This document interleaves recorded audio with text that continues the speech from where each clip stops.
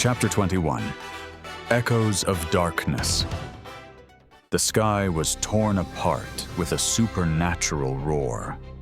A crack opened over the northwest region of Earth, and shadowy figures began to descend from it en masse.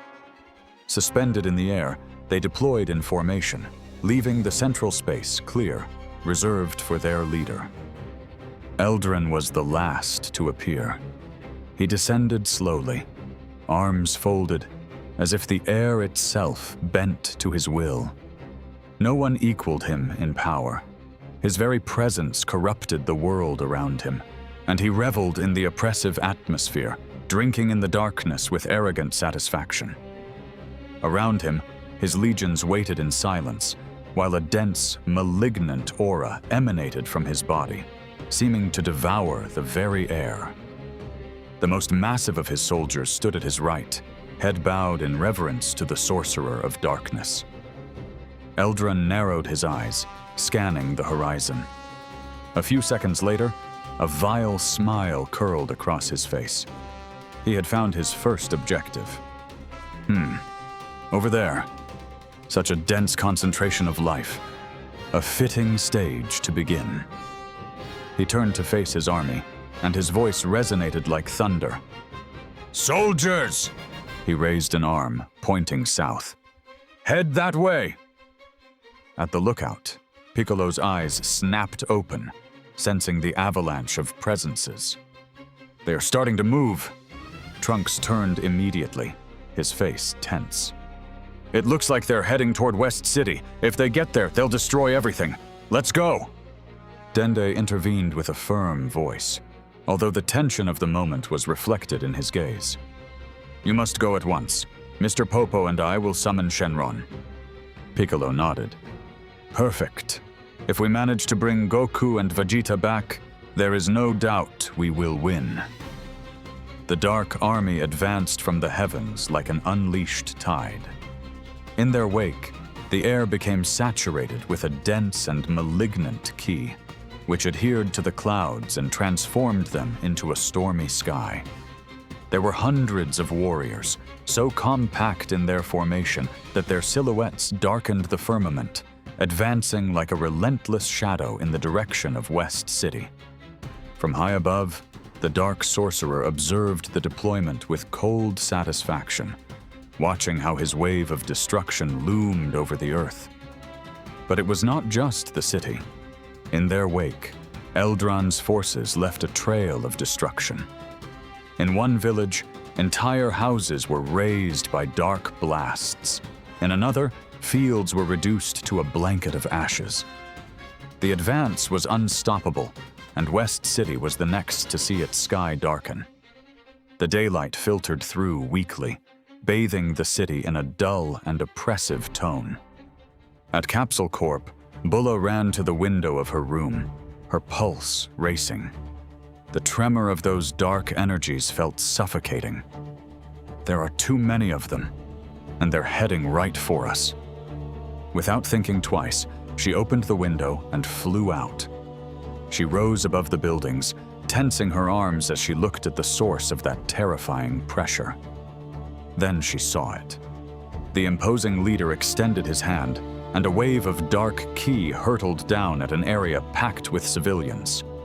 "No!" exclaimed Bulla, clenching her fists so hard her nails dug into her palms. Her aura erupted, exploding with a roar that shook the air. Her hair turned golden, and her eyes shone intensely. The transformation surged with unsettling ease.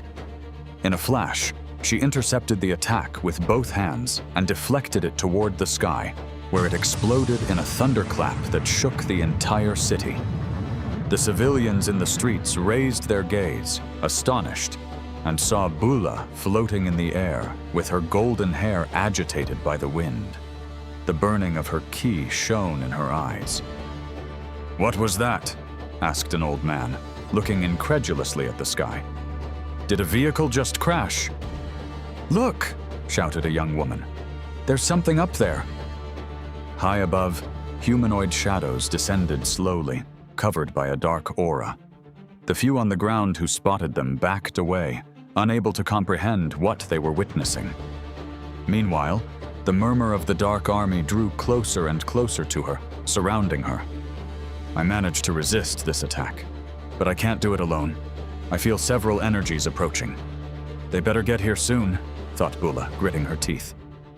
The officer stepped forward through the air, taking point. Well, so this is where Earth's defenders dwell. Are you to be the first? Bula gritted her teeth, putting herself between the invaders and the city. I don't care who you people are. I won't let you touch this city. With a roar, her golden energy rose. The soldiers hesitated for an instant, surprised by that unexpected strength in someone so young.